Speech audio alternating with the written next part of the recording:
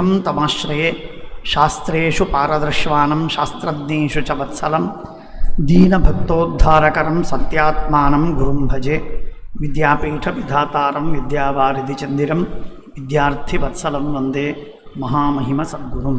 ಶ್ರೀ ಗುರುಭ್ಯೋ ನಮಃ. ಹರಿ ಓಂ.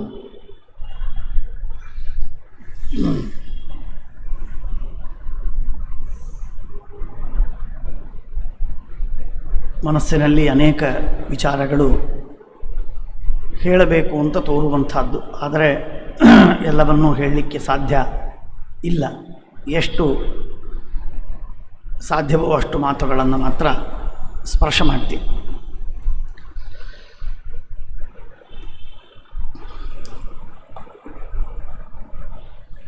ಟೀಕಾಕೃತ್ಪಾದರ ಗ್ರಂಥದ ಗೌರವವನ್ನು ತಿಳಿದುಕೊಳ್ಳುವಂತಹ ಒಂದು ಮಟ್ಟ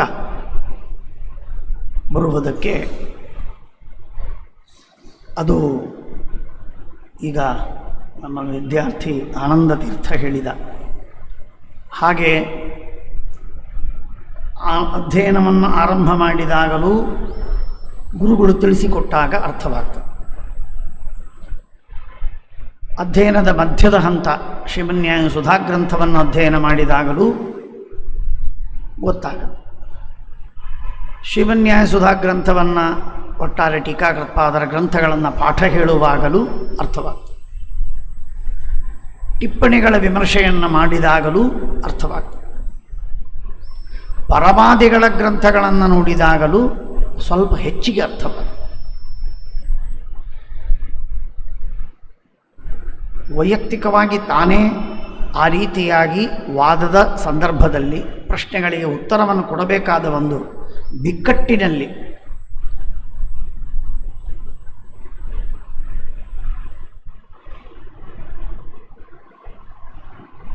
ಒಂದು ಶಬ್ದವನ್ನು ಆಡ್ತೇನೆ, ತುರ್ತು ಪರಿಸ್ಥಿತಿಯೊಳಗೆ ಅಂಥ ಒಂದು ಎಮರ್ಜೆನ್ಸಿಯಲ್ಲಿ ಏನಾದರೂ ಆ ಸುಧಾದಿ ಗ್ರಂಥಗಳನ್ನು ಅಧ್ಯಯನ ಮಾಡಿದಾಗಲೂ ಅದರ ಮಹತ್ವ ಗೊತ್ತಾಗ್ತದೆ. ಇದು ನಮ್ಮ ಮಟ್ಟವಾದರೆ ಇದಕ್ಕಿಷ್ಟಕ್ಕೆ ನಮ್ಮದು ಮುಗಿತು, ನಮ್ಮ ಯೋಗ್ಯತೆ ಏನಿಲ್ಲ. ಆಚಾರ್ಯರು, ಸತ್ಯಾತ್ಮರು, ಸತ್ಯಧ್ಯಾನರು, ರಾಘವೇಂದ್ರ ಸ್ವಾಮಿಗಳು, ವಿದ್ಯಾಧೀಶರು, ವೇದೇಶ ತೀರ್ಥರು, ರಘೂತ್ತಮರು, ವ್ಯಾಸರಾಜರು, ಹೀಗೆ ನಿನ್ನೆ ರಾಮಕೃಷ್ಣಾಚಾರ್ಯ ಒಂದು ಮಾತು ಹೇಳಿದೆ. ಸಮುದ್ರ ದಂಡೆಗೆ ಬಂದಾಗ 2 ಅಡಿ ಎತ್ತರವಾಗಿರ್ತದೆ ಆ ನೀರಿನ ಹಾಗೂ ಭೂಮಿಯ ಗಾತ್ರ. ಸ್ವಲ್ಪ ಮುಂದಕ್ಕೆ ಹೋದರೆ 10-20 ಅಡಿ, ಇನ್ನೂ ಮುಂದಕ್ಕೆ ಹೋದರೆ ಒಂದು 300 ಮೀಟರು, ಇನ್ನೂ ಮುಂದಕ್ಕೆ ಹೋದರೆ ಇಂತಿಷ್ಟು ಮೀಟರು. ಹಾಗೆ ಶ್ರೀಮನ್ಯಾಯ ಸುಧಾಗ್ರಂಥದ ಆಳವನ್ನು ಪೂರ್ಣವಾಗಿ ತಿಳಿದುಕೊಳ್ಳುವುದಕ್ಕೆ ಸಾಧ್ಯವಾದದ್ದು ಅತೀ ದೊಡ್ಡ ಮಹಾನುಭಾವರಿಗೆ ಮಾತ್ರ ಅನ್ನುವುದೇನಿದೆಯಲ್ಲ, ಇದು ಶ್ರೀಮದ್ ಆಚಾರ್ಯರ ಟೀಕಾಕೃತ್ಪಾದರ ಗ್ರಂಥದ ನಿಜವಾದ ಗೌರವ. ಇದನ್ನು ನಾನು ಹೇಳ್ತಾ ಇಲ್ಲ. ನನಗೆ ಹೇಳೋದಕ್ಕೆ ಅಧಿಕಾರ ಏನು? ನನಗೆ ಹೇಳೋದಕ್ಕೇನು ಅಧಿಕಾರ? ನನ್ನ ಮಾತಿಗೆ ಲಿಮಿಟೆಡ್ ಅರ್ಥ ಇದೆ. ಹಾಗಾದರೆ ಇದನ್ನು ಹೇಳುವ ಅಧಿಕಾರಿಗಳು ಯಾರು? ಅವರ ಬಾಯಿಯಿಂದ ಕೇಳೋಣ. ಟೀಕಾ ಗಾಂಭೀರ್ಯ ಮುದ್ಧರ್ತು ವ್ಯಾಸತೀರ್ಥಾದಯ ಕ್ಷಮಾಃ ವಯಂತು ತತ್ಕೃತ ವ್ಯಾಖ್ಯಾ ಲೇಷಭಾಜೋ ವದಾಮಹೇ. ಏನು ಮಾತು, ಕ್ಯಾ ಬಾತ್ ಹೈ. ಇಂಥ ಮಾತುಗಳನ್ನು ನಾವು ನೀವು ಆಡೋದಕ್ಕೆ ಸಾಧ್ಯವೇನು? ನನಗೆಲ್ಲ ಗೊತ್ತಿದೆ ಅಂತೇವೆ ಹೊರತು ನಂಗೆ ಗೊತ್ತಿಲ್ಲಪ್ಪ ಮಹಾರಾಯ, ಭಾಳ ದೊಡ್ಡ ವಿಷಯ ಅದು ಅಂತ ನಾವು ಗೌರವದಿಂದ ಅನ್ನೋದಿಲ್ಲ. ಆದರೆ ರಾಘವೇಂದ್ರ ಸ್ವಾಮಿಗಳು ಅಂದರು. ಏನಂದರು ರಾಘವೇಂದ್ರ ಸ್ವಾಮಿಗಳು? ಟೀಕಾಗ್ರಂಥದ ಬರೀ ಸುಧಾ ಅಲ್ಲ, ಟೀಕಾಗ್ರಂಥದ ಬರೀ ತತ್ವಪ್ರಕಾಶಿಕ ಅಲ್ಲ, ಸುಧಾ ತತ್ವಪ್ರಕಾಶಿಕ, ಗೀತಾಭಾಷ್ಯ, ಗೀತಾ ತಾತ್ಪರ್ಯ, ಪ್ರಮೇಯ ದೀಪಿಕಾ, ನ್ಯಾಯದೀಪಿಕಾ, ನ್ಯಾಯವಿವರಣದ ಟೀಕೆ ಅಥವಾ ಋಗ್ಭಾಷ್ಯದ ಟೀಕೆ ಅಥವಾ ಉಪನಿಷತ್ತೆರಡರ ಟೀಕೆ ಅಥವಾ 10 ಪ್ರಕರಣಗಳ ವ್ಯಾಖ್ಯಾನ, ಪ್ರಮಾಣ ಪದ್ಧತಿ, ತತ್ವೋದ್ಯೋಗ, ವಾದಾವಲಿ, ಹೀಗೆ ಈ ಎಲ್ಲ ಗ್ರಂಥಗಳ ಗಾಂಭೀರ್ಯವೇನಿದೆ ಅನ್ನುವುದನ್ನು ವ್ಯಾಸರಾಜರು ಬಲ್ಲರೇ ಹೊರತು ನಮಗೆ ಗೊತ್ತಿಲ್ಲ ಅಂತ ರಾಯರು ತಲೆ ಕೆಳಗೆ ಮಾಡಿ ಮಾತಾಡಬೇಕಾದ್ರೆ ಆ ಟೀಕಾರಾಯರ ಮಹಿಮೆ ಎಷ್ಟಿದೆ ನೋಡ್ಕೊಡಿ. ಇನ್ನು ಬಂತಿನ್ನು ಸರಿಯಾಗಿ 30 ದಿನವೂ ಇಲ್ಲ, 27ನೇ ದಿನಕ್ಕೆ ಅವರ ಆರಾಧನೆ. ಅಂಥ ಮಹಾನುಭಾವರು ಹೇಳುವುದು. ಎಷ್ಟು ಮಹಾನುಭಾವರು ರಾಯರು ನಾನೇನು ಹೇಳಬೇಕೇನು ನಿಮಗೆ ಇಲ್ಲ. ಪರದೇಶದಲ್ಲಿ, ಸ್ವದೇಶದಲ್ಲಿ, ಪರಜಾತಿಯಲ್ಲಿ, ಸ್ವಜಾತಿಯಲ್ಲಿ, ಪರಧರ್ಮೀಯರು, ಸ್ವಧರ್ಮೀಯರು, ಸಜಾತೀಯರು, ವಿಜಾತೀಯರು, ಸ್ತ್ರೀಯರು, ಪುರುಷರು, ವೃದ್ಧರು, ಬಾಲರು, ದೊಡ್ಡವರು, ಚಿಕ್ಕವರು, ನಾಸ್ತಿಕರು, ಆಸ್ತಿಕರು, ಯಾರೇ ತಲೆವಾಗಿ ನಮಸ್ಕಾರ ಮಾಡಿದರೂ ರಾಯರು ಫಲವನ್ನು ಕೊಡ್ತಾರೆ. ಕಂಡವರಿಗೆ ಕಂಡ ಫಲವನ್ನು ಕೊಡತಕ್ಕಂತಹ ಗಂಡು ವ್ಯಕ್ತಿ ಅಂದರೆ ನಮ್ಮ ರಾಘವೇಂದ್ರ ಸ್ವಾಮಿ. ಅಂಥ ರಾಘವೇಂದ್ರ ಸ್ವಾಮಿಗಳು. ಹೌದಪ್ಪ, ಬರೀ ಬೂವಾ ಬಾಜಿ ಮಾಡತಕ್ಕಂತಹ ಈಗೆಲ್ಲ ಇದ್ದಾರಲ್ಲ ಅನೇಕ ಜನ, ಬೂದಿ ಕೊಟ್ಟೆ, ವಾಚ್ ಕೊಟ್ಟೆ, ಮತ್ತೊಂದು ಬಂಗಾರದ ಚೈನ್ ಕೊಟ್ಟೆ ಅನ್ನುವಂತಹ ಏನು ಜನ ಇದ್ದಾರೆ, ಈ ತರಹದ ವ್ಯಕ್ತಿತ್ವ ರಾಯರದಲ್ಲ. ಜ್ಞಾನದಲ್ಲಿ ನಿಷ್ಠರು, ಜ್ಞಾನದಲ್ಲಿ ಪರಾಕಾಷ್ಠ ರೂಪರವು. ಅಂಥ ಮಹಾನುಭಾವರು ರಾಘವೇಂದ್ರ ಸ್ವಾಮಿಗಳವರು. ಅವರು ಹೇಳುವಂತಹ ಮಾತು ಗೊತ್ತಿಲ್ಲಪ್ಪ ಮಹಾರಾಯ, ಟೀಕಾರಾಯರನ್ನು ಓದಿದ್ದೀವಿ, ನನಗೆ ಗೊತ್ತಿದೆ, ಅಧ್ಯಯನ ಮಾಡಿದ್ದೀನಿ, ನಾನು ವಾಕ್ಯ ಅಧ್ಯಯನ ಮಾಡಿದ್ದೇನೆ. ಆದರೆ ಅದರ ಗಾಂಭೀರ್ಯವನ್ನು ತಿಳಿ ಹೇಳುವ, ಅದರ ಗಾಂಭೀರ್ಯವನ್ನು ಎತ್ತಿ ತೋರಿಸುವ, ಅದರ ಅರ್ಥವನ್ನು ಮಾಡಿಕೊಳ್ಳುವಂತಹ ತಾಕತ್ತು ಇದ್ದದ್ದು ನಾವು ಅಷ್ಟೇ ಅಲ್ಲ. ಅದರಲ್ಲಿ ನಾವೇನಂತೇವೆ ಗೊತ್ತೇನು, ಅದರಲ್ಲಿ ನಾವು ಅಷ್ಟು ಪ್ರಯತ್ನ ಮಾಡಿಲ್ಲ ಅಂತಂತೇವೆ, ನಮಗೆ ತಾಕತ್ತಿಲ್ಲ ಅಂತ ಅನ್ನೋದಿಲ್ಲ. ಆದರೆ ರಾಘವೇಂದ್ರ ಸ್ವಾಮಿಗಳು ಹೇಳ್ತಾ ಇದ್ದದ್ದು ಅಂತಂದರೆ ನಿಮಗೆಲ್ಲ ಸಂಸ್ಕೃತ ಬರುತ್ತಲ್ಲ, ಅದರಿಂದ ಹೇಳ್ತೀನಿ. ಟೀಕಾ ಗಾಂಭೀರ್ಯ ಮುಗ್ಧರ್ಥಂ ವ್ಯಾಸತೀರ್ಥಾದಯ ಕ್ಷಮಾಹ, ಸಮರ್ಥರವರು, ತಾಕತ್ತಿದೆ ಅವರಿಗೆ, ನಮಗಿಲ್ಲ. ಹಾಗಾದರೆ ನೀವೇನು ಮಾಡ್ತೀರಿ? ತತ್ಕೃತ ವ್ಯಾಖ್ಯಾ, ವ್ಯಾಸರಾಜರು ಏನು ವ್ಯಾಖ್ಯಾನವನ್ನು ಮಾಡಿದ್ದಾರೆ ಅದನ್ನು ಲೇಷಭಾಜ, ಅದರೊಳಗಿನ ಸ್ವಲ್ಪ ಮಾತನ್ನು ನಾನು ನಿಮಗಿಲ್ಲಿ ಹೇಳುವುದಕ್ಕೆ ಪ್ರಯತ್ನ ಮಾಡ್ತೇನೆ.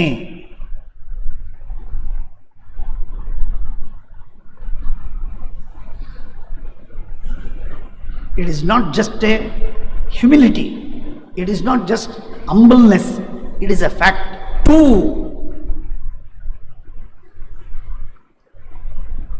ಅಂದರೆ ಎಂಥ ಅದ್ಭುತವಾದ ಮಾತು ನೋಡ್ರಿ. ಇವೆಲ್ಲ ಮಾತುಗಳನ್ನು ನೋಡಿದರೆ ಎದೆ ಕಂಪಿಸಿ ಹೋಗುತ್ತೆ.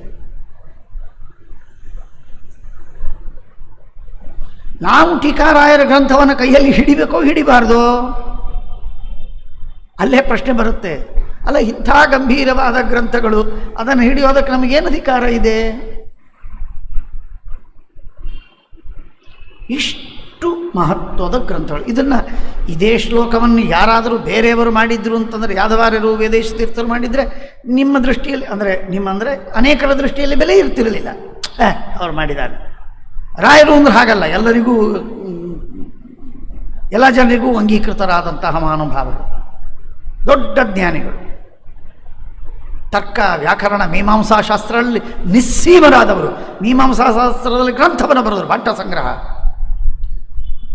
ಮಹಾಭಾಷ್ಯಕಾರ ಅಂತ ಬಿರುದು ಬಂತವರು ವ್ಯಾಕರಣ ಶಾಸ್ತ್ರದಲ್ಲಿ.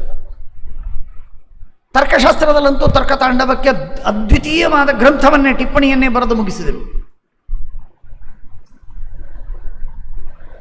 ಹೀಗೆ ವೇದಾಂತದ ಅಂಗಭೂತವಾದ ಯಾವ 3 ಶಾಸ್ತ್ರಗಳೋ ಅವುಗಳನ್ನು ಕರತಲಾಮಲಕ ಮಾಡಿಕೊಂಡು ಅದರ ಜುಟ್ಟು ಹಿಡಿದು ಅಲ್ಲಾಡಿಸುವ ಸಾಮರ್ಥ್ಯವನ್ನು ಪಡೆದ ರಾಘವೇಂದ್ರ ಸ್ವಾಮಿಗಳವರು ಟೀಕಾ ಗ್ರಂಥದ ಗಾಂಭೀರ್ಯವನ್ನು ನಮಗೆ ಹೇಳಲಿಕ್ಕೆ ಬರುವುದಿಲ್ಲ.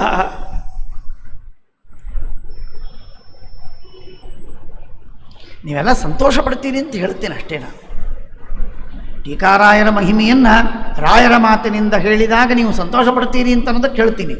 ಕೆಲವರಿಗೆ ಇದೆಲ್ಲ ಸಹನೆ ಆಗುವುದಿಲ್ಲ. ಆ ಜನ ಇರಲಿ, ಆ ಗುಂಪು ಒಂದಿರ್ತದೆ, ಎಲ್ಲ ಕಡೆಗಿರೋದೆ. ಈ ಅರ್ಬನ್ ನಕ್ಸಲ್ಸ್ ಇದ್ದಾರೆ, ಅವರಿಗೆ ಕೃಷ್ಣ ರಾಮ ಅಂತಂದ್ರೆ ಹೊಟ್ಟೆ ಸಂಕಟ ಆಗತ್ತೆ. ಅವರು ಹಾಗಿರ್ತಾರೆ. ಅವರಿಗೆ ಟೀಕಾರಾಯರು ಅಂತಂದರೆ ಸಹನೆಯೇ ಆಗುವುದಿಲ್ಲ ಅವರಿಗೆ. ಅಂಥದ್ದು ಅಲ್ಲಲ್ಲಿ ಶೇಷಗಳು ಉಳಿದಿರ್ತವೆ.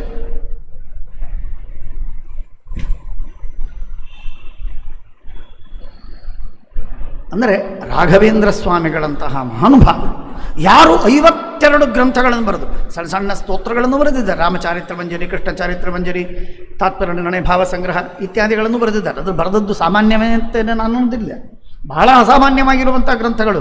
ತಾತ್ಪರ್ಯ ನಿರ್ಣಯದ ಭಾವ ಸಂಗ್ರಹ 32 ಶ್ಲೋಕಗಳಲ್ಲಿ 32 ಅಧ್ಯಾಯಗಳ ಸಂಗ್ರಹವನ್ನು ಮಾಡಬೇಕಾದ್ರೆ 420 ಶ್ಲೋಕಗಳ 22ನೇ ಅಧ್ಯಾಯ, 400 ಶ್ಲೋಕಗಳ 21ನೇ ಅಧ್ಯಾಯ, ಇಂಥ ವಿಸ್ತಾರವಾದ ಗ್ರಂಥಗಳನ್ನು ವಿಶಾಲವಾದ ಸಣ್ಣ ಪುಟ್ಟ ಶ್ಲೋಕದಲ್ಲಿ ಸಂಗ್ರಹ ಮಾಡುವ ಅಪಾರವಾದ ಅದ್ಭುತ ಕೌಶಲ. ದಿವ್ಯವಾದ ವ್ಯಾಖ್ಯಾನವನ್ನು ಮಾಡಿದ ಮಹಾನುಭಾವರು. ನಾನೇನು ಅವರ ಧ್ಯಾನಕ್ಕೆ ನಾನು ಪ್ರಶಸ್ತಿಗಳನ್ನು ನಾನು ಒಪ್ಪಿಸುವವನಲ್ಲ, ಹೇಳುವವನಲ್ಲ. ಅವರ ಸ್ತೋತ್ರ ಮಾಡಿದರೆ ಉದ್ಧಾರ ಆಗತ್ತೆ ಅಂತ ಒಂದು ಕೇಳೋದಟ್ಟೆ.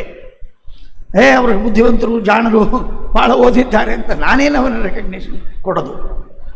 ಅಂಥ ಮಹಾನುಭಾವರು, ಜಗದ್ವಂದ್ಯರಾದಂತಹ ಮಹಾನುಭಾವರು, ದೊಡ್ಡ ಜ್ಞಾನದ ಮೇರು ಶಿಖರ. ಅಂಥ ಮಹಾನುಭಾವರು ವ್ಯಾಸರಾಜರಿಗೆ ಸಾಮರ್ಥ್ಯವಿದೆ, ನನಗಿಲ್ಲ ಅಂತನಬೇಕಾಗಿದ್ದರೆ. ಈ ವ್ಯಾಸರಾಯರು ದೊಡ್ಡವರಾಗೋದಕ್ಕಿಂತಲೂ ಕೂಡ ಟೀಕಾರಾಯರು ಎಷ್ಟು ದೊಡ್ಡವರಾದರೂ ಇದು ಅರ್ಥವಾಗತ್ತೆ ನಮಗಿಲ್ಲಿ. ವ್ಯಾಸರಾಯರಂತೂ ಹೌದೇ ಹೌದು ದೊಡ್ಡವರು.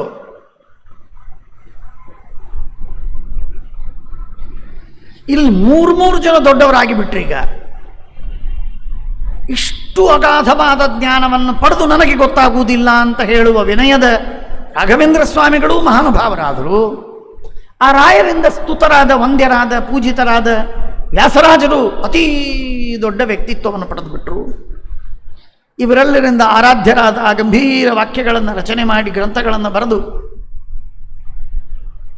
ಅದಕ್ಕೆ ನಿನ್ನೆಯ ದೃಷ್ಟಾಂತವನ್ನು ನಾನು ನಿಮಗೆ ನೆನಪು ಮಾಡಿಕೊಟ್ಟೆ. ಮತ್ತೆ ಅಂದರೆ ಸಮುದ್ರದ ಆಳ ಏನಿದೆಯಲ್ಲ, ಇದೆಲ್ಲರಿಗೂ no one can dive, every one cannot dive to the bottom.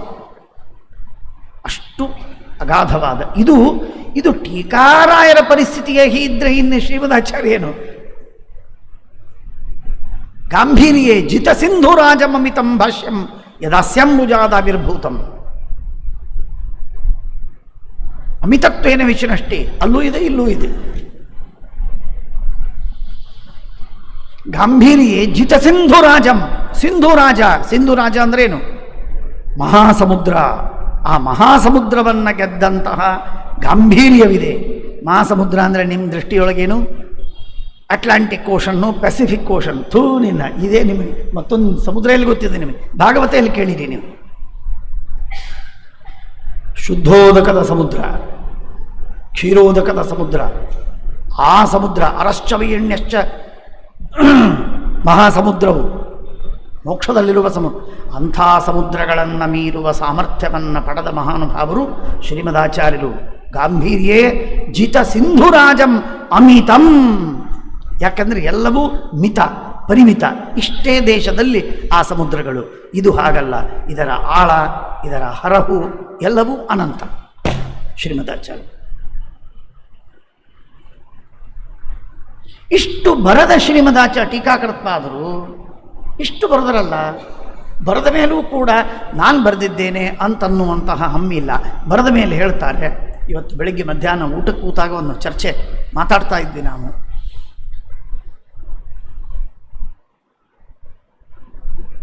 ಆನಂದ ತೀರ್ಥವಚಸಾಂ ವಿಶಿಷ್ಟ ವ್ಯಾಖ್ಯಾನ ಕರ್ಮಣಿ ಸುರಾಹ್ಯಧಿಕಾರಿಣೋತ್ರ ಯನ್ಮಾದುಷೋತ್ರ ಯತತೆ ತದತೀವ ಹಾಸ್ಯಂ ಕಿನ್ನಾಮ ಭಕ್ತಿ ವಿವಶಸ್ಯ ವಿಭೂಷಣಂ ತತ್.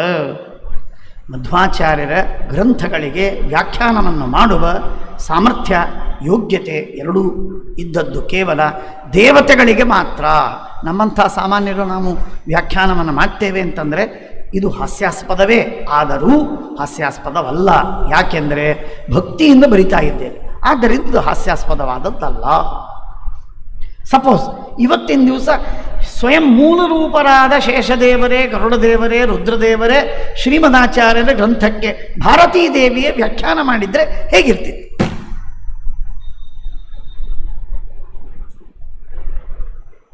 ಪಿಯರ್ಲೆಸ್, ಮ್ಯಾಚ್ಲೆಸ್. ಅದು ಮಧ್ವಾಚಾರ್ಯರಕ್ಕಿಂತಲೂ ಸ್ವಲ್ಪ ಸರಳವಾಗಿದ್ದರೂ ಕೂಡ ಮತ್ತೆ ನಮಗೆ ಕಷ್ಟವೇ. ಟೀಕಾರಾಯರಂಥ ಮಹಾನುಭಾವರು ಬಂದು ಸೇತುವೆಯಾಗಿ ನಿಂತು ನಮಗೆ ಆ ರುಜುಪುಂಗವಸ್ಯ ಪರಿಜಾನತ ಸ್ವಯಂ ಸಕಲಂ ತದಪ್ಯಲಮನಂತ ಜನ್ಮಸು ಅಂಥ ರುಜುಪುಂಗವರಾದ ಶ್ರೀಮದಾಚಾರ್ಯರ ಗ್ರಂಥಗಳಿಗೆ ನಮ್ಮವರೆಗೆ ಮುಟ್ಟುವುದಕ್ಕೆ ಕೊಂಡಿಯಂತೆ ನಿಂತು ಸೇತುವೆಯಂತೆ ನಿಂತು ಅದನ್ನು ಮುಟ್ಟಿಸಿದ್ದಾರೆ ಅಂತ ಅನ್ನೋದಕ್ಕಾಗಿ ನಮಗೆ ಮುಟ್ಟತ್ತೆ. ಇಲ್ಲದೇ ಇದ್ದರೆ ಬರೀದು ಸುಮ್ಮನೆ ಖಾಲಿ, ಅರ್ಥವಾಗಲಿಕ್ಕಿಲ್ಲ ನಮಗೆ. ಅಗೇನ್ ವಿ ಆರ್ ಡಿಪ್ರೈವ್ಡ್ ಅಪ್ರಣೀತಮಿವ ಮನ್ಯಮಾನಃ. ಎಷ್ಟು ಭಾಷ್ಯ ಬರೆದ್ರಿ. ಇಂಥ ಗಾಂಭೀರ್ಯವನ್ನು ಪಡೆದ ಯಾಕೆ ಈ ಮಾತನ್ನು ಹೇಳ್ತಾ ಇದ್ದೇನೆ ಅಂತಂದರೆ, ಯಾಕೆ ಈ ವಿಷಯವನ್ನು ಹೇಳುವುದಕ್ಕೆ ಯಾಕಿಷ್ಟು ವರ್ಣನೆ ಮಾಡ್ತೀರಿ ಅಂತ ನಿಮ್ಮ ಪ್ರಶ್ನೆ. ಗ್ರಂಥದಲ್ಲಿಯ ವಿಷಯಗಳನ್ನು ಹೇಳುವುದು ಒಂದು ಅವರ ಸೇವೆ, ಅದರಲ್ಲೇನು ವಿವಾದವೇ ಇಲ್ಲ. ಅವರ ಚರಿತ್ರೆಯನ್ನು ಹೇಳುವುದು ಒಂದು ಸೇವೆಯೇ, ಅದರಲ್ಲೂ ವಿವಾದವಿಲ್ಲ. ಪ್ರದಕ್ಷಿಣೆ, ಪಂಚಾಮೃತ, ಹೂವಿನ ಅಲಂಕಾರ, ನಮಸ್ಕಾರ, ಮಂಗಳಾರತಿ, ಪ್ರಸಾದ, ಬಡಿಸೋದು, ಪಲ್ಲಕ್ಕಿ ಸೇವೆ, ರಥೋತ್ಸವ, ಹಾಡು, ಭಜನೆ, ಸ್ತೋತ್ರ, ಪುರಶ್ಚರಣ ಎಲ್ಲವೂ ಸೇವೆಯೇ, ಅದು ವಿಚಾರವಿಲ್ಲ. ಆದರೆ ಇದನ್ನು ಈ ಟೀಕಾರಾಯರ ಗ್ರಂಥಗಳ ಮಹಿಮೆಯನ್ನು ಹೇಳುವುದಕ್ಕೆ, ಈ ಮಾರ್ಗವನ್ನು ಚೂಸ್ ಮಾಡುವುದಕ್ಕೆ ಕಾರಣ ಇಷ್ಟೇ. ಭಾಳ ಹೇಳುವುದಿಲ್ಲ, ಸ್ವಲ್ಪ ಹೊತ್ತು ಹೇಳಿ ಮುಗಿಸ್ತೇನೆ. ಎರಡನೇ ವಿಷಯಕ್ಕೆ ನಾನು ಬರಬೇಕಾಗಿದೆ, ಅದನ್ನು ಬಂದು ನಾನು ಮುಗಿಸ್ತೇನೆ. ಏನು ಕಾರಣ ಅಂದರೆ, ಇವತ್ತಿನ ದಿನ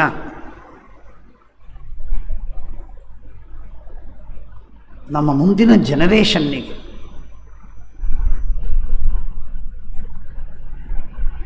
ಈ ಟೀಕಾಕೃತ್ಪಾದರ ಮಹಿಮೆಯ ಏನೊಂದು ಅಗಾಧತೆ ಇದೆ, ಅದರ ಪರಿಚಯವನ್ನು ಮಾಡಿಸಿಕೊಡುವುದು ಅತ್ಯಂತ ಅವಶ್ಯಕ ಇದೆ. ಆದ್ದರಿಂದ ನಿಮ್ಮ ಕಿವಿಯಲ್ಲಿ ಹಾಕ್ತಾ ಇದ್ದೀನಿ. ನೀವು ಅಕಸ್ಮಾತ್ ಕರ್ಮಧರ್ಮ ಸಂಯೋಗದಿಂದ ಕೆಲವರಿಗೆ ಸಾಧ್ಯವಿರುತ್ತೆ ಮಕ್ಕಳಿಗೆ ಈ ಥರದ ಮಾತುಗಳನ್ನು ಹೇಳುವುದು, ಕೆಲವರಿಗೆ ಮಕ್ಕಳಿಗೆ ಹೇಳುವ ಸಾಧ್ಯತೆ ಇರೋದಿಲ್ಲ. ವೇರಿಯಸ್ ರೀಸನ್ಸ್, ಏನೇನೋ ಕಾರಣಗಳಿಂದ ಸಾಧ್ಯವಾಗ್ತಿರುವುದಿಲ್ಲ.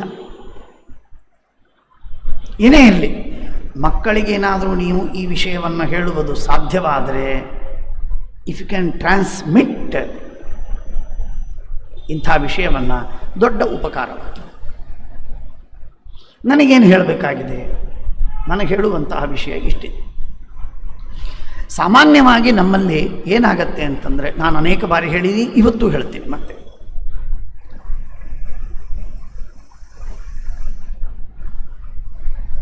No repetition can prevent me. ಸರಿಯಾಗಿ ತಿಳ್ಕೊಳ್ಳಿ. ಮತ್ತೆ ಮತ್ತೆ ನಾನು ಹೇಳ್ತೀನಿ, ಬೇಸರಿಸುವುದಿಲ್ಲ ಈ ವಿಷಯ ಹೇಳೋದಕ್ಕೆ. ಏನಂದರೆ, ನಮ್ಮ ಮಧ್ವ ಸಿದ್ಧಾಂತ ಅಂತನ್ನೋದು ಅಥವಾ ನಮ್ಮ ರಾಯರು, ವ್ಯಾಸರಾಯರು, ಟೀಕಾರಾಯರು ಅಂತನ್ನೋದು, ಇದನ್ನು ನೀವೆಲ್ಲರೂ ತಿಳ್ಕೊಂಡಿದ್ದೀರಿ, ನಾವು ತಿಳ್ಕೊಂಡಿದ್ದೇವೆ. ಆದರೆ ನಿಜವಾಗಿ ನಮ್ಮ ಮಧ್ವ ಸಿದ್ಧಾಂತದ ಹೊರಗಿನ ಜನರಿಗೆ ಏನೊಂದು ಪರಿಚಯವಿದೆ, ಕಲ್ಪನೆ ಇದೆ, ಆ ಕಲ್ಪನೆಗೂ ಇದ್ದ ಸಂಗತಿಗೂ ಬಹಳ ಬಹಳ ಅಂತರ ಇದೆ. ಬಹಳ ಅಂತರ ಇದೆ ಅಂದರೆ ಬಹಳ ಅಂತರ ಇದೆ. ಜಮೀನ್ ಆಸ್ಮಾನ್ ಅಷ್ಟು ಅಂತರ. ಅನೇಕ ಬಾರಿ ನಾನು ಹೇಳಿದ್ದೀನಿ, ಇನ್ನೊಮ್ಮೆ ಹೇಳ್ತೀನಿ. At the cost of repetition. ಏನು ಹೊರಗಿನ ಜನರಿಗೆ ಏನು ಅನಿಸ್ತದೆ ಗೊತ್ತೇನು? ಈ ಸತ್ಯಧ್ಯಾನ ವಿದ್ಯಾಪೀಠ ಇದು ಮಾಧ್ವರ ಸಂಸ್ಥೆ, ಮಧ್ವಾಚಾರ್ಯ ಫಿಲಾಸಫಿ ಅಂದರೆ ಏನಪ್ಪ, ಮಾಧ್ವರು ಅಂದರೆ ಏನು, ಮಾಧ್ವ ಧರ್ಮ ಅಂದರೆ ಏನು? ಮಾಧ್ವ ಧರ್ಮ ಅಂದರೆ ಅವ್ರಿಗೆ ಎರಡು, ಒಂದು ಮುಖ, ಅವರೇನು ಮತ್ತೊಂದು ಮಾಡ್ತಿರಲಿಲ್ಲ ಅಂದರೆ ದೇವರು, ವೃಂದಾವನ, ಪ್ರದಕ್ಷಿಣೆ, ಮಂಗಳಾರತಿ, ನಮಸ್ಕಾರ ಇಷ್ಟೇ ಇರ್ತದೆ ಅಂತ ತಿಳ್ಕೋದು. ಇನ್ನು ಕೆಲವರು ತಮ್ಮ ತಂದೆ ತಾಯಿ ಜೊತೆಗೆ ಶ್ರಾದ್ದಕ್ಕೆ ಬಂದಿರ್ತಾರೆ, ಪಿಂಡ ಇಡ್ತಾರೆ, ಎಡಗೈ ಬಲಗೈ ಸವ್ಯ ಅಪಸವ್ಯ 10 ಸಲ ಈ ಕಡೆಗೆ 10 ಸಲ ಆಚೆ, ಒಂದು ಗೊಂದಲವಾಗಿ ಸವ್ಯದ ವೇಳೆಗೆ ಅಪಸವ್ಯ ಏನೇನೋ ಮಾಡಿ ಒಟ್ಟಿಗೆ ಶ್ರಾದ್ದವನ್ನು ಮುಗಿಸ್ತಾರೆ. ಅರ್ಥಹೀನವಾದ ರಿಚುವಲಿಸಮ್ ಅಂತ ಕೆಲವರು ತಿಳ್ಕೊ. ತಮ್ಮ ಮನೆಯಲ್ಲಿ ವಿದ್ಯಾಪೀಠಕ್ಕೆ ಬರದೆ ಶ್ರಾದ್ದವನ್ನೇ ಮಾಡದೇ ಇದ್ದಂತಹ ಅನೇಕ ಗಟ್ಟಿಗರಿದ್ದಾರೆ. ಅವರಿಗೆ ಪಿತೃದೋಷಾದಿಗಳು ಏನೂ ಹತ್ತೋದೇ ಇಲ್ಲ ಅವರಿಗೆ. ಅಂಥ ಮಹಾನುಭಾವರು ಮನೆಯಲ್ಲಿ ಸತ್ಯನಾರಾಯಣ ಪೂಜೆ ಮಾಡಿದರೆ, ಮಾಧ್ವ ಸಿದ್ಧಾಂತ, ಮಧ್ವ ಧರ್ಮ, ಹಿಂದೂ ಧರ್ಮ ಅಂದರೆ ಸತ್ಯನಾರಾಯಣ ಪೂಜೆ ಅಂತ ಅವ್ರು ತಿಳ್ಕೊಂಡ್ರು. ಕೆಲವರಲ್ಲಿ ಯಾತ್ರೆಗೆ ಹೋಗ್ತಾರೆ, ಯಾತ್ರೆಗೆ ಹೋಗುವುದು, ಯಾತ್ರೆಗೆ ಹೋದಾಗ ಪಂಡಾಗಳು ಕಾಡ್ತಾರೆ, ಆಯಾ ಸ್ಥಳದಲ್ಲಿರತಕ್ಕಂತಹ ಪುರೋಹಿತರು ಕಾಡ್ತಾರೆ, ಹಣವನ್ನು ಬೇಡ್ತಾರೆ, ಕಾಡ್ತಾರೆ, ಇದೇ ಹಿಂದೂ ಧರ್ಮ ಅಂತ ಅವರಿಗೆ ಇಂಪ್ರೆಷನ್ ಇರುತ್ತೆ. ಇನ್ನು ಭಾಳ ಸ್ವಲ್ಪ ಹತ್ತಿರ ಬಂದರು ಅಂದರೆ ಸಂಧ್ಯಾ ವಂದನೆ ಮಾಡೋದು, ದೇವರ ಪೂಜೆ ಮಾಡೋದು, ನಮ್ಮಪ್ಪ ಮೂಗು ಹಿಡ್ಕೊಂಡು ಕೊಡ್ತಾನೆ ಅಂತೇಳಿ ಅಪ್ಪನನ್ನು ಮೂದಲಿಸೋದು. ಇದು ಹೀಗೆ ಇದು ಏನು ಹಂತವ. ಇನ್ನೊಂದು ಸ್ವಲ್ಪ ಮುಂದೆ ಹಂತ ರಾಯರ ಸ್ತೋತ್ರ ಅಷ್ಟೋತ್ತರಕ್ಕೆ ಹೋಗ್ತಾನೆ. ನಮ್ಮಪ್ಪ ಆದಿತ್ಯವಾರಕ್ಕೊಮ್ಮೆ ಅಷ್ಟೋತ್ತರಕ್ಕೆ ಹೋಗ್ತಿರ್ತಾನೆ, ನಮ್ಮಪ್ಪ ಗುರುವಾರಕ್ಕೊಮ್ಮೆ ಅಷ್ಟೋತ್ತರ ಮಾಡ್ತಾರೆ. ರಾಯರ ಆರಾಧನೆಗೆ ಅಷ್ಟು ಅಲ್ಲಿ ಹೋಗಿರ್ತೀವಿ, ಹುಳಿ ಸಾರು ಬಡಿಸ್ತಿರ್ತಾರೆ. ಟೀಕಾರರ ಆರಾಧನೆ ನಮ್ಗೆ ಕರ್ಕೊಂಡು ಹೋಗೋದಿಲ್ಲ, ವ್ರತದ ಅಡಿಗೆ ಇರ್ತದೆ, ಹಾಗಾಗಿ ನಾವು ಯಾರು ರಜೆ ಹಾಕುವುದಿಲ್ಲ. ಆದರೆ ರಾಯರ ಆರಾಧನೆಗೆ ಮಾತ್ರ ಹೋಗ್ತೀವಿ. ಯಾಕೆ ಅಂದರೆ ಸ್ವಲ್ಪ ಹುಳಿ ಖಾರ ಎಲ್ಲ ಇರ್ತದೆ, ಹಾಗಾಗಿ ಊಟ ಮಾಡಿ ಬರ್ತೇವೆ. ಆರಾಧನೆ ದಿವಸ ಅದೇನೋ ಆವತ್ತಿನ ದಿವಸ ಭೂತಮೈಯಲ್ಲಿ ಹೊಕ್ಕಿರ್ತದೆ. ಅಂತೂ ಅಷ್ಟಾದರೂ ಭಕ್ತಿ ಮಾಡ್ತಾರೆ, ಅದೇ ಸಂತೋಷದ ವಿಷಯ. ಎಲ್ಲವೂ ಸ್ವಾಗತಾರ್ಹನೇ, ನಾನು ಯಾವುದನ್ನೂ ನಿಷೇಧ ಮಾಡ್ತಾ ಇಲ್ಲ. ಆ ರಥೋತ್ಸವದಲ್ಲಿ ಕುಣಿತಾರೆ, ಪ್ರದಕ್ಷಿಣೆ ಹಾಕ್ತಾರೆ, ನಮಸ್ಕಾರ ಮಾಡ್ತಾರೆ, ಎಲ್ಲ ಹಣ್ಣು ಕಾಯಿಗಳನ್ನು ತರ್ತಾರೆ, ಹಾಲುಗಳನ್ನು ಕೊಡ್ತಾರೆ, ಅಕ್ಕಿ ಬೇಳೆ ದಾನ ಧರ್ಮ ಎಲ್ಲ ಆಗ್ತದೆ. ಆಗಷ್ಟು ನಮಗಷ್ಟು ಬಂದು ಭೇಟಿ ಆಗ್ತಿರ್ತಾರೆ. ನಾವು ಕೂತಿರ್ತೀವಲ್ಲ, ನಮಗಷ್ಟು ಭೇಟಿ ಅಂದ್ರೆ ಅಂಥ ಆರಾಧನೆ ದಿವಸ ಅಷ್ಟು ನಮಗೆ ಭೇಟಿ ಆಗು. ಏನು ನಾವೇನು ರಾಯರ ಏಜೆಂಟ್ ಅಂತ ತಿಳ್ಕೊಂಡಾರೋ ಅಥವಾ ಏನು ನಂಗೆ ಗೊತ್ತಿಲ್ಲ. ಪ್ರಾಯಶಃ ಹಾಗೆ ತಿಳ್ಕೊಂಡಿರ್ಬೇಕು. ಅವ್ರು ಏಜೆಂಟ್ ಅಂತ ತಿಳ್ಕೊಂಡು ಒಂದು 100 ರೂಪಾಯಿ ಕೊಟ್ಟು ನಮಸ್ಕಾರ ಮಾಡಿ ಹೋಗ್ತಾರೆ. ಅದೇನು ನಾವು ರಾಯರಿಗೆ ಕೊಡಬೇಕು ಅಂತ ತಿಳ್ಕೊಂಡಿರ್ತಾರೋ, ನಾವೇ ತೊಗೋಬೇಕು, ಅದು ನಿಂಗೆ ಗೊತ್ತಿಲ್ಲ. ಕೇಳಿಲ್ಲ, ನಾನು ರಾಯರಿಗೂ ಕೇಳಿಲ್ಲ, ಅವರಿಗೂ ಕೇಳಿಲ್ಲ. ಹಾಗಾಗಿ ನಾನು ಇಟ್ಕೊಂಡ್ಬಿಡ್ತೀನಿ ಅಷ್ಟೇ.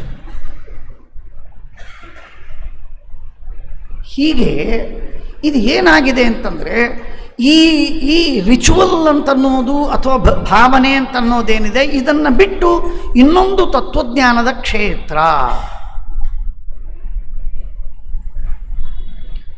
ಆ ಇಂಟೆಲೆಕ್ಚುವಲ್ ರೆಲ್ಮಿನಲ್ಲಿ ಒಂದು ಮಧ್ವಾಚಾರ್ಯರ ಒಂದು ಲೆವೆಲ್ ಇದೆ, ತತ್ವಜ್ಞಾನ ಇದೆ ಅನ್ನುವುದು ಜನರಿಗೆ ಗೊತ್ತಾಗ್ತಾ ಇಲ್ಲ. ಸ್ಯಾಡೆಸ್ಟ್ ಪಾರ್ಟ್ ವೇರಾಸ್ ಇದು ಕಾಂಟ್ರರಿ ಆಗಿ ನೋಡಿದರೆ ಏನು ಎಂತೆಂಥ ಅದ್ಭುತವಾದ ವಿಚಾರಗಳು. ಹಿಂದಕ್ಕೆಲ್ಲ ನಮ್ಮ ಗುತ್ತಿಯವರು ಬಂದಿಲ್ಲ, ಹಿಂದಕ್ಕೆಲ್ಲ ಜಿಡ್ಡು ಕೃಷ್ಣಮೂರ್ತಿ ಇದ್ದ, ಈ ಕಡೆ ಅರವಿಂದ್ ಘೋಷ್ ಅವರಿದ್ದರು, ವಿವೇಕಾನಂದರಿದ್ದರು, ರಾಮಕೃಷ್ಣ ಪರಮಹಂಸರು ಅಥವಾ ಮತ್ತೊಬ್ಬರು ಮುಗಿದೊಬ್ಬರು ಚಿನ್ಮಯಾನಂದರು. ಏನು ಭಾರಿ ಪ್ರವಚನಗಳನ್ನು ಕೊಡ್ತಾರೆ, ಭಾರಿ ವಿಚಾರಗಳನ್ನು ಹೇಳ್ತಾರೆ. ಅಂಥ ವಿಚಾರಗಳೇನು ನಮ್ಮ ಮಧ್ವಾಚಾರ್ಯ ಹೇಳೇ ಇಲ್ಲೇನು ಅನ್ನುವಂತೆ ಮಧ್ವಾಚಾರ್ಯರು, ಟೀಕಾರಾಯರು, ರಾಯರು, ವ್ಯಾಸರಾಯರು ಇವರ ಬಗ್ಗೆ ನಮಗೆ ಅಸಡ್ಡೆ, ತಿರಸ್ಕಾರ.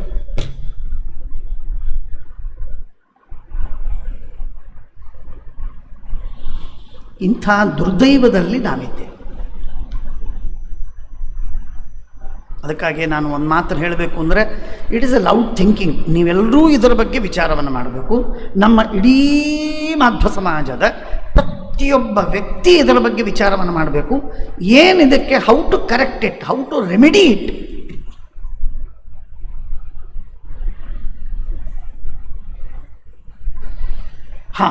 ನಮ್ಮ ಮತದಲ್ಲಿ ಮಧ್ವಾಚಾರ್ಯರು, ಶ್ರೀಮದ ಟೀಕಾರಾಯರು ಅಥವಾ ವ್ಯಾಸರಾಯರ ಗ್ರಂಥಗಳಲ್ಲಿ ಅಂಥದ್ದೇನು ಇಂಟೆಲೆಕ್ಚುವಲ್ ಇಲ್ಲಪ್ಪ, ಒಂದು ಲೆವೆಲ್ಲಿನವರೆಗೆ ಇದೆ. ಅದಕ್ಕಿಂತಲೂ ಏನು ಹೆಚ್ಚು ಆಳವಾಗಿ ಹೋಗುವಂತಹ ಚಿಂತನೆ ಇಲ್ಲ, ಯೂನಿವರ್ಸಲ್ ಆದಂತಹ ಮೆಸೇಜಸ್ ಇಲ್ಲ.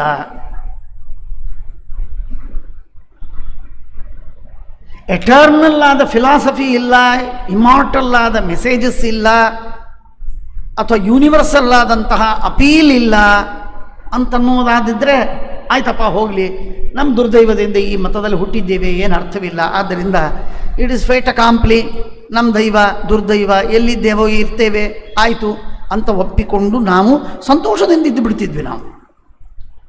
But the fact is otherwise.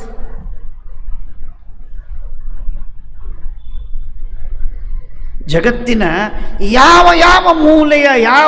ಮೂಲೆಯಲ್ಲಿರುವಂಥ ತತ್ವಜ್ಞಾನಿಗೂ ಕೂಡ ಈ ತತ್ವಜ್ಞಾನ ಅವರು ಹೇಳಿದಂತಹ 2300 ವರ್ಷಗಳ ಹಿಂದಿನಿಂದ ಥೇಲ್ಸ್ ಎನಾಕ್ಸಿಮೆಂಡ್ ಅಥವಾ ಝೀನೋ ಎನ್ನುವಂತಹ, ಈಗ ಯಾರು ಹೇಳಿದ್ರಲ್ಲ ಪೈಥಾಗರಸ್, ಅಂಥ ಯಾವ ತತ್ವಜ್ಞಾನಿಗಳು ಹೇಳಿದರು, ಪ್ಲೇಟೋ, ಅರಿಸ್ಟಾಟಲ್, ಅಲ್ಲಿಂದ ಹಿಡಿದುಕೊಂಡು ಇವತ್ತಿನವರೆಗಿರುವಂತಹ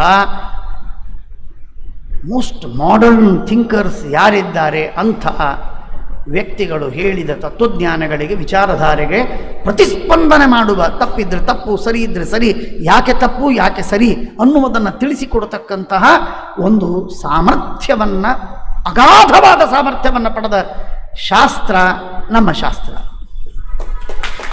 unfortunate unfortunately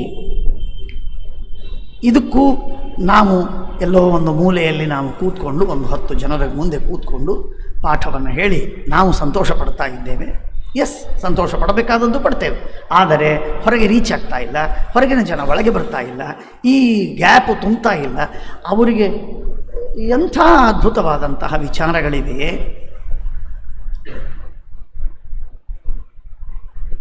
ಇಂಟೆಲೆಕ್ಚುವಲಿ highest pedal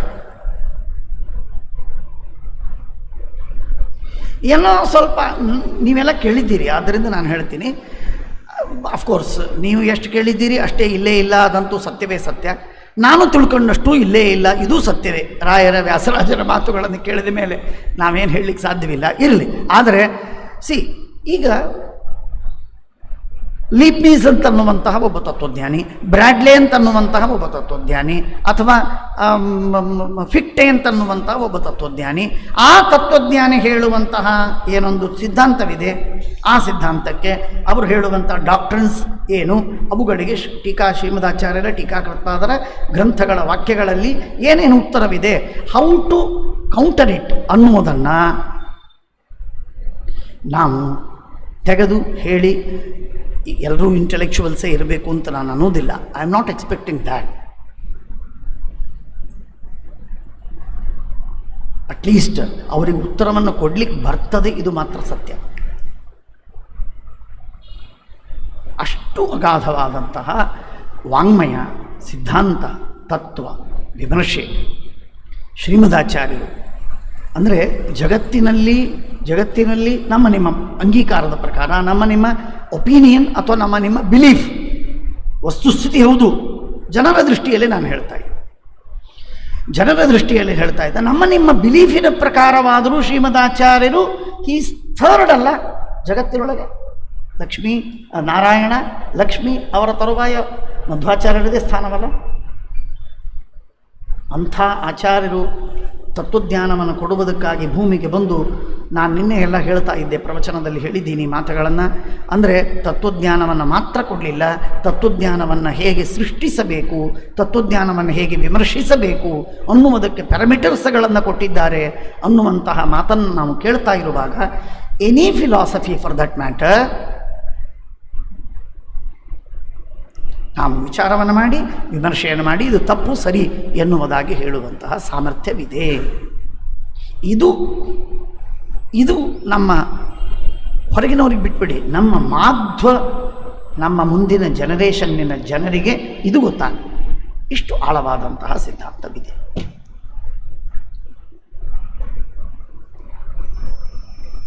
it is so deep, it is so high, it is so comprehensive, it is so universal, it is so permanent, it is so immortal, it is so eternal, it appeals to everyone. ಇಷ್ಟೇ ಅಲ್ಲರಿ, every humans ಅಲ್ಲ. ಮಧ್ವಾಚಾರ್ಯರ philosophy ಏನಿದೆಯಲ್ಲ, appeal ಆಗದಿದ್ದರೂ ಕೂಡ apply ಆಗತ್ತೆ. ಯಾರಿಗೆ? ಇರುವೆಗಳಿಗೂ ಮೋಕ್ಷವಿದೆ ಅಂತ ಹೇಳುವ ಶ್ರೀಮದಾಚಾರ್ಯರ ಸಿದ್ಧಾಂತ ಅಂತಾದ ಮೇಲೆ ಇರುವೆಗಳಿಗೂ ಅಪ್ಲೈ ಆಗತ್ತೆ. ಅಂಥ ಸಿದ್ಧಾಂತವನ್ನು ಮಧ್ವಾಚಾರ್ಯರು ಸ್ಥಾಪನೆ ಮಾಡಿದ್ದಾರೆ. ಎಂಥ ಅದ್ಭುತವಾದಂತಹ ಸಿದ್ಧಾಂತಗಳು.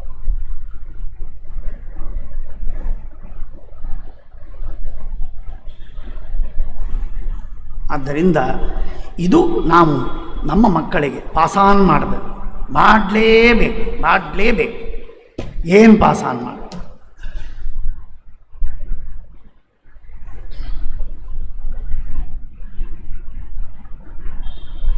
ಇವತ್ತೇನಾದರೂ ಆ ಥರದ ಪ್ರಾಬ್ಲಮ್ಸ್ ಇದೆ ಅಂತಂದ್ರೆ ಫಿಗರ್ ಔಟ್ ಮಾಡಿ, ಏನು ಚಿಂತೆ ಇಲ್ಲ, ಡಿಸ್ಕಸ್ ಮಾಡೋಣ. ಆದರೆ ನಾವೆಲ್ಲ ಎಷ್ಟು ಡಾರ್ಮೆಂಟ್ ಆಗಿದ್ದೇವೆ ಅಂತಂದರೆ, ಇನ್ಕ್ಲೂಡಿಂಗ್ ಮೈಸೆಲ್ಫ್, ಎಷ್ಟು ಡಾರ್ಮೆಂಟ್ ಆಗಿದ್ದೇವೆ ಅಂತಂದರೆ ಹೇಳಲಿಕ್ಕೆ ಸಾಧ್ಯವಿಲ್ಲ. ಹಾಗಾಗಿ ನಮ್ಮ ಮಕ್ಕಳನ್ನು, ಮೊಮ್ಮಕ್ಕಳನ್ನು, ನಮ್ಮ ಬಂಧುಗಳನ್ನು, ಬಳಗದವರನ್ನು, ಸ್ನೇಹಿತರನ್ನು ಈ ಫೋಲ್ಡಿನಲ್ಲಿ ಅವರಿಗೆ ಕರೆದುಕೊಂಡು ಬಂದು ತತ್ವಜ್ಞಾನದ ಪರಿಚಯವನ್ನು ಮಾಡಿಸಿಕೊಡುವ ಇದೇ ಉದ್ದೇಶದಿಂದಲೇ ಕಳೆದ ಬಾರಿ ಚಾತುರ್ಮಾಸ್ಯದಲ್ಲಿ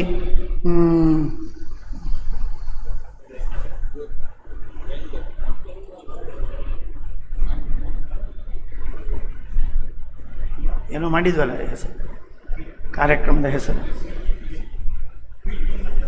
ನಿಜಲ್ಲ,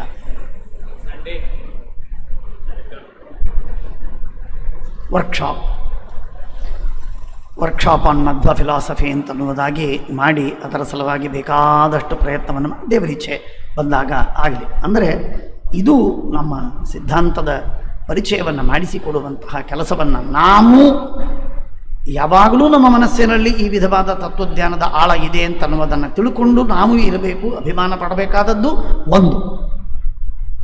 ಜೊತೆಗೆ ಈ ವಿಧವಾದಂತಹ ತತ್ವಜ್ಞಾನದ ಅಗಾಧತೆ, ಜಗತ್ತಿನಲ್ಲಿ ಎಲ್ಲೂ ಸಿಗದಂತಹ ಅಗಾಧತೆಯನ್ನು ಶ್ರೀಮದಾಚಾರ್ಯರು ತಮ್ಮ ಗ್ರಂಥದಲ್ಲಿ ಮೆರೆದಿದ್ದಾರೆ, ತೋರಿದ್ದಾರೆ, ಸ್ಥಾಪಿಸಿದ್ದಾರೆ. ಅದರ ಅನುಭವವನ್ನು ತಂದುಕೊಡ್ತಾರೆ ಟೀಕಾಕೃತ್ಪಾದರು, ವ್ಯಾಸರಾಜರು ಎನ್ನುವ ಒಂದು ಸ್ಪಷ್ಟವಾದಂತಹ ನಿಖರವಾದ ಪರಿಕಲ್ಪನೆಯಲ್ಲಿ ನಾವು ನಮ್ಮ ಸಿದ್ಧಾಂತದ ಬಗ್ಗೆ ಗೌರವವನ್ನು ತಾಳಿಕೊಂಡು ನಾವು ತೃಪ್ತರಾಗಿರಬೇಕು.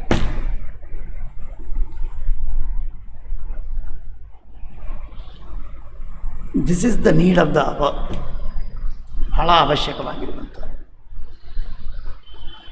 ಹ್ಯಾಂಡ್ಫುಲ್ ಜನ ನಿಮ್ಮಂಥವರು, ಒಂದು 4 ಸಾತ್ವಿಕರು ಬರ್ತೀರಿ, ವಿದ್ಯಾಪೀಠದ ಇನ್ಫ್ಲೂಯೆನ್ಸ್ ಇದೆ, ಹಾಗಾಗಿ ಅನೇಕ ಜನರು ತಾವು ಬರ್ತೀರಿ, ಇಲ್ಲ ಅಂತಿಲ್ಲ. ಭಾಳ ಜನ ಇದ್ದಾರೆ, ಅದರಲ್ಲಿ ಎಷ್ಟು ಜನ ಬರ್ತೀರಿ ಅಂತ ಅನ್ನೋದು ನಿಮಗೆ ಗೊತ್ತಿದೆ, ವಾಟ್ ಪರ್ಸೆಂಟೇಜ್ ಅಂತ ಅನ್ನೋದು ನಿಮಗೆ ಅರ್ಥವಾಗಿದೆ. ಹಾಗಾಗಿ ಇವುಗಳ ಬಗ್ಗೆ ನಾವು ಹೆಚ್ಚು ಚಿಂತನವನ್ನು ಮಾಡುವುದು, ನಮ್ಮ ಸಿದ್ಧಾಂತದ ವಿಚಿತ್ರವಾಗಿರುವಂತಹ ವ್ಯಾಪಕತ್ವವನ್ನು ಸಮಾಜಕ್ಕೆ ತಿಳಿಸಬೇಕಾಗಿರುವಂಥದ್ದು. ನಾವು ಇಲ್ಲದಿದ್ದದ್ದನ್ನು ಸುಮ್ಮನೆ ನಾವು ಜನರ ಮುಂದೆ ಪ್ರಚಾರ ಮಾಡೋದಕ್ಕೂ ಹೋಗೋದು ಬೇಡ. ವಿ ಆರ್ ನಾಟ್ ಪ್ರೊಪಗಂಡಿಸ್ಟ್, ಸ್ಪಷ್ಟವಾಗಿ ತಿಳ್ಕೊಳ್ರಿ. Never never never ever we are never propagandist, ಸರ್ವಥಾ ನಾವಲ್ಲ. ಆದರೆ at the same time we want to prove what is our philosophies. ಹಾಗಾಗಿ ಈ ರೀತಿಯಾದಂತಹ, ಅಂದರೆ ಇವತ್ತು ನಾವೇನು ಟೀಕಾಕೃತ್ಪಾದರನ್ನು ಇಲ್ಲಿ ನನಗೊಂದು ಕನಸು ಬಿದ್ದಿತ್ತು. ಯಾವ ಇಸ್ವಿ? 88-89. ನನಗೆ ಹಿಂದೊಂದು ಕನಸು ಬಿದ್ದಿತ್ತು, ಭಾಳ ವಿಚಿತ್ರವಾದಂತಹ ಕನಸು. ಅದನ್ನು ನಾನು ಸ್ವಲ್ಪ ಇವತ್ತಿನ ಉಪನ್ಯಾಸಕ್ಕೆ ಸಂಬಂಧಪಟ್ಟಂತೆ ಆ ಕನಸನ್ನು ಹೇಳಿ, ಅಂದರೆ ಇವತ್ತೇನು ನಮ್ಮ ಟೀಕಾಕೃತ್ಪಾದರ ಒಂದು ಕಲ್ಲಿನಲ್ಲಿ ವೃಂದಾವನವನ್ನಿಟ್ಟು, ಮೃತ್ತಿಕೆಯನ್ನಿಟ್ಟು ವೃಂದಾವನ ಮಾಡಿ, ಕವಚವನ್ನು ಹಾಕಿ, ಪಂಚಾಮೃತ ಮಾಡಿ ಪೂಜೆಯನ್ನು ಮಾಡಿದ್ದೇವೆ. ಇವರು ಯಾರು ಅಂತಂದರೆ, ಈ ಗುರುಗಳನ್ನು ವಿಚಾರ ಮಾಡ್ತಾ ಇದ್ದರೆ ಹೇಗಿರುತ್ತೆ ಅಂತಂದರೆ, ಜಗತ್ತಿನ ಅತ್ಯದ್ಭುತ ಒಬ್ಬ ಫಿಲಾಸಫರ್ ಬಂದರೆ ಅವನ ಜೊತೆಗೆ ವಾದ ಹಾಕಿ ಅವನ ಎಲ್ಲ ಪ್ರಶ್ನೆಗಳಿಗೂ ಸಮಾಧಾನಗೊಳಿಸುವ, ಅವನ ಎಲ್ಲ ಮಂಡುವಾದಗಳನ್ನು ಹತ ಮಾಡುವ, ಅವನ ಸರಿಯಾದದ್ದೇನು ಅಂತನ್ನೋದನ್ನು ಒಪ್ಪಿ ತಿಳಿಸಿಕೊಡುವ ಮಹಾಗುರುಗಳನ್ನು ನಾವು ಈ ವೃಂದಾವನದಲ್ಲಿಟ್ಟು ಪೂಜೆ ಮಾಡ್ತಾ ಇದ್ದೇವೆ. ಇದೂ ನಮಗೆ ನೆನಪಿಗೆ ಬರಬೇಕು.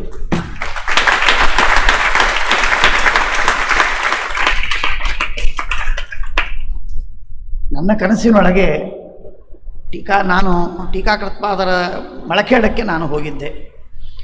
ಬಹಳ ದೊಡ್ಡ ಕನಸಿದೆ ಅದು. ಸುಮಾರು 4 ತಾಸು 3-4 ತಾಸಿನ ಕನಸದು ಅಂತ ನನಗೆ ಅವತ್ತೇ ಎಚ್ಚರವಾದ ತಕ್ಷಣಕ್ಕೆ ಹೇಳಿದೆ ನಾನು.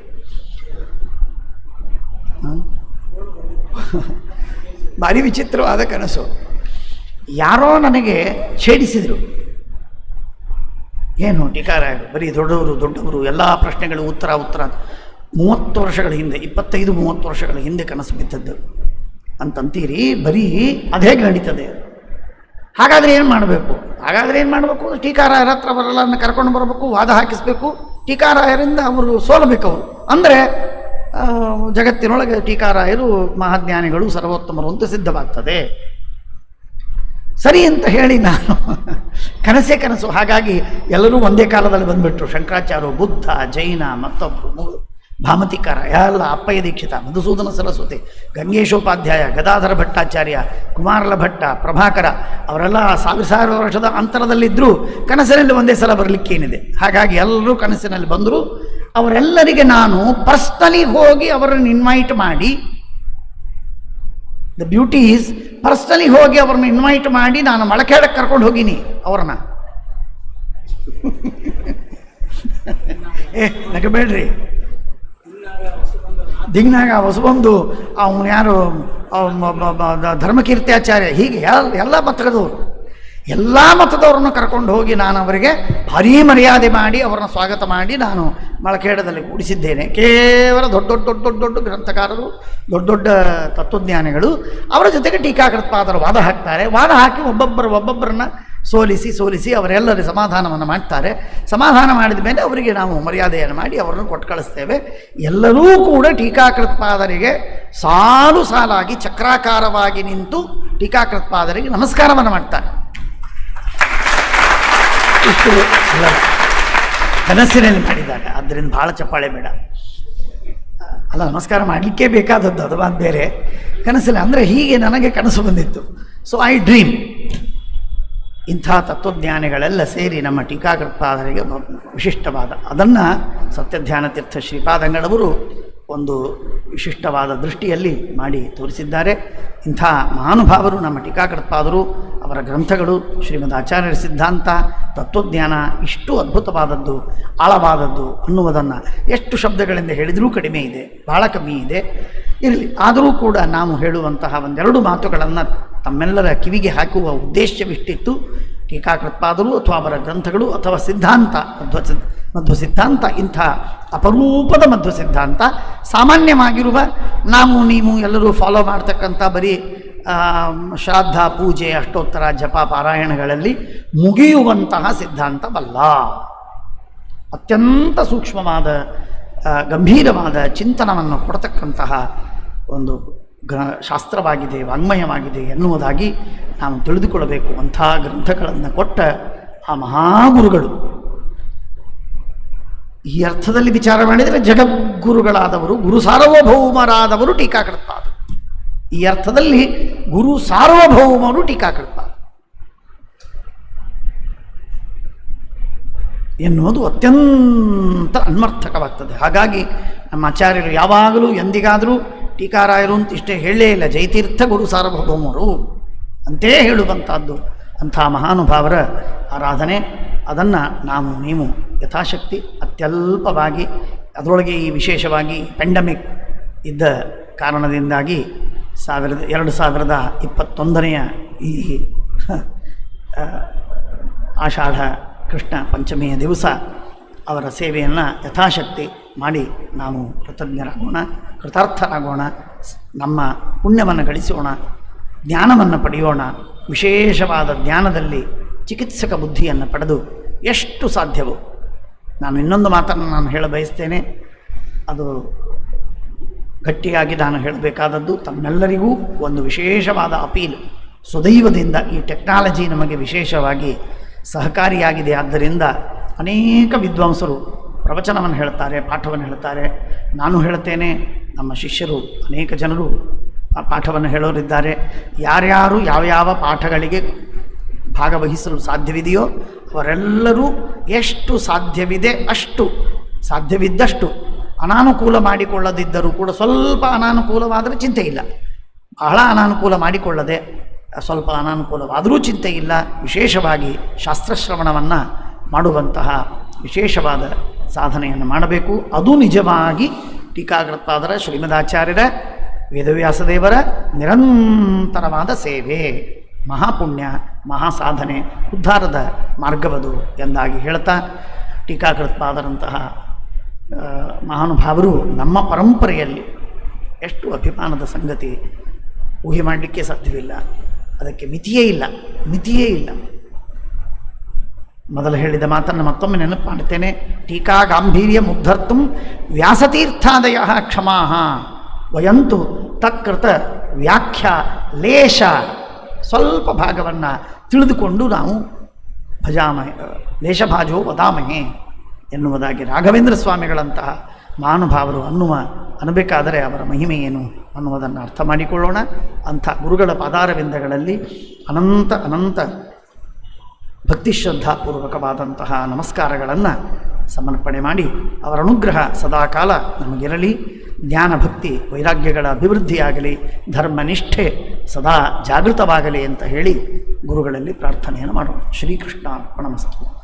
ನಾಹಂ ಕರ್ತ ಹರಿಕರ್ತ ತತ್ಪೂಜಾ ಕರ್ಮಚಾಖಿಲಂ ತಥಾಪಿ ಮತ್ಕೃತ ಪೂಜಾ ತತ್ಪ್ರಸಾದೇನ ನಾನ್ಯಥಾ ತದ್ಭಕ್ತಿ ತತ್ಫಲಂ ಮಹ್ಯಂ ತತ್ಪ್ರಸಾದಃ ಪುನಃ ಪುನಃ ಕರ್ಮನ್ಯಾಸೋ ಹರಾವೇವಂ ವಿಷ್ಣೋಸ್ತೃಪ್ತಿಕರಃ ಸದಾ.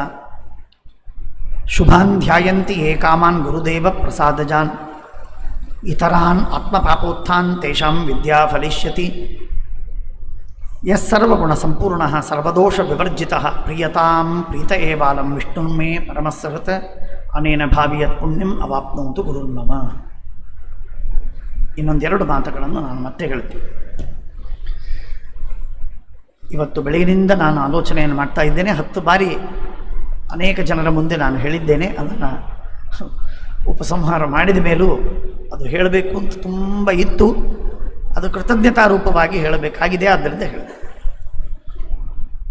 ಇವತ್ತು ನಿಮ್ಮ ಹೃದಯದಲ್ಲಿ, ಮನಸ್ಸಿನಲ್ಲಿ ನಮ್ಮ ಶಿಷ್ಯರು, ವಿದ್ಯಾಪೀಠದಲ್ಲಿ ತಯಾರಾದ ಸಿದ್ಧರಾದಂತಹ ಪಂಡಿತರ ಮನಸ್ಸಿನೊಳಗೆ ಟೀಕಾಕೃತ್ಪಾದರ ಬಗ್ಗೆ ಏನಾದರೂ ಗೌರವ ಇದೆ ಅಂತಾದರೆ ಅದು ಕೇವಲ ಕೇವಲ ಕೇವಲ ನಮ್ಮ ಆಚಾರ್ಯರ ವಿಶೇಷವಾದ ಅನುಗ್ರಹ, ಅವರ ಮೇಲ್ಪಂಕ್ತಿ, ಅವರ ಮಾರ್ಗದರ್ಶನ. ಆಚಾರ್ಯರು ಸತತವಾಗಿ ಮಲಖೇಳಕ್ಕೆ ಆರಾಧನೆಗೆ ಹೋಗಿ ಹೋಗಿ ಹೋಗಿ ಒಂದು ಬಾರಿಯೂ ತಪ್ಪಿಸದೆ ನಿರಂತರವಾಗಿ ಅವರ ಸೇವೆಯನ್ನು ಮಾಡಿದ್ದಕ್ಕೆ ಅಖಂಡ ಸುಧಾಪಾಠವನ್ನು ಹೇಳುವುದು ಒಂದು, ಜಯತೀರ್ಥರ ಗುಣಗಾನವನ್ನು ಮಾಡುವಲ್ಲಿ ಒಂದರ್ಥದಲ್ಲಿ ಮೂರ್ಧನ್ಯರು ನಮ್ಮ ಆಚಾರ್ಯ.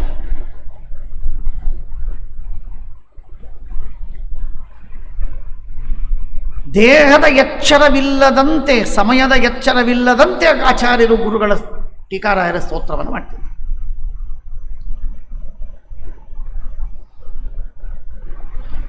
ಅಖಂಡ ಆರಾಧನೆಗೆ ಹೋಗಿ ಅವರ ಸೇವೆಗಾಗಿ ಅಲ್ಲಿ ಭವನವನ್ನು ಕಟ್ಟಿಸಿದರು, ಎಲ್ಲ ಮುಂಬಯಿಯ ಭಕ್ತರಿಂದ. ಆಗಿನ ಭಕ್ತರು ಕೊಟ್ಟಂತಹ ಹಣ ಏನು ಅಂದರೆ 5 ರೂಪಾಯಿ. ಇನ್ನೂ ರಿಸೀಟ್ ಬುಕ್ಗಳಿವೆ. ಜಯತೀರ್ಥ ಗುರು ಸಾರ್ವಭೌಮ ಸೇವಾ ಸಮಿತಿ ಅಂತನ್ನುವುದಾಗಿ ರಿಸೀಟ್ ಬುಕ್ಗೆ ಕೃಷ್ಣಸ್ವಾಮಿರಾಯರು ಅದಕ್ಕೆ ಸೆಕ್ರೆಟರಿಗಳಿದ್ದರು. 5 ರೂಪಾಯಿ, 10 ರೂಪಾಯಿ.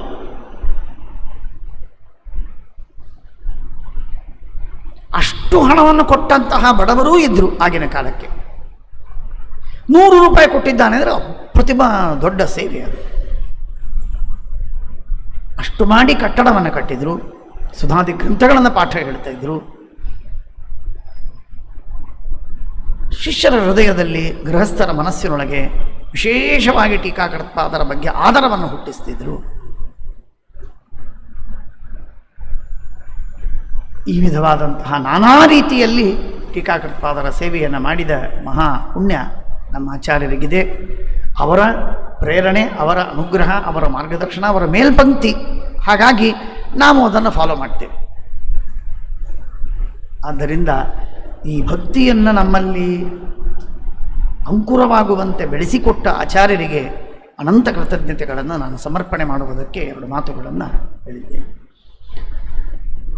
ಆನುಷಂಗಿಕವಾಗಿ ಹೇಳಬೇಕಾಗಿರುವ ಇನ್ನೊಂದು ಸಂಗತಿ, ಆ ಕಟ್ಟಡ, ಆಚಾರ್ಯರು ಕಟ್ಟಿದ ಕಟ್ಟಡ, ಅದು 70ನೇ ಇಸ್ವಿ 71ನೇ ಇಸ್ವಿಯಲ್ಲಿ ಕಟ್ಟಿದ್ದದು. ಬಹಳ ಹಾಳಾಗಿದೆ. ಮಳೆ ಪ್ರವಾಹ ಮೇಲಿಂದ ಮೇಲೆ ಬಂದು ಮಣ್ಣಿನ ಸಲವಂತೂ ಬಹಳ ತೊಂದರೆಯಾಗಿ ಬಹಳ ಹಾಳಾಗಿ ಹೋಗಿದೆ. ಅದನ್ನು ಕಟ್ಟಡವನ್ನು ಒಡೆದು ಹೊಸದಾಗಿ ಕಟ್ಟಡವನ್ನು ಕಟ್ಟಬೇಕಾಗಿರುವ ಅನಿವಾರ್ಯತೆ ಇದೆ. ಆ ಕಾರ್ಯ ನಾವು ಮಾಡ್ತೇವೆ ಅಂತ ಅನ್ನೋದಲ್ಲೇ ಅಲ್ಲ, ಟೀಕಾಕೃತ್ಪಾದರು ಮಾಡಿಸಿಕೊಳ್ಳಬೇಕು. ಅದಕ್ಕಾಗಿ ತಾವೆಲ್ಲರೂ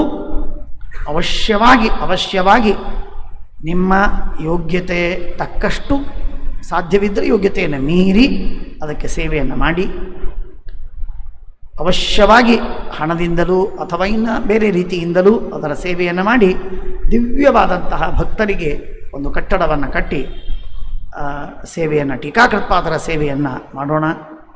ಅದು ಶಾಶ್ವತವಾಗಿ ಸತ್ಯಾತ್ಮತೀರ್ಥರ ಅನುಗ್ರಹದಿಂದ ಟೀಕಾಕೃತ್ಪಾದರ ಸೇವೆಯಾಗಿ ನಮ್ಮೆಲ್ಲರಿಗೆ ಮಂಗಲವಾಗುವಂತೆ ಆಗ್ತದೆ ಅಂತ ನಾನು ಸೂಚನೆಯನ್ನು ಕೊಡ್ತಾ ಇದ್ದೀನಿ. ಶ್ರೀಕೃಷ್ಣ ನಮಸ್ತೆ.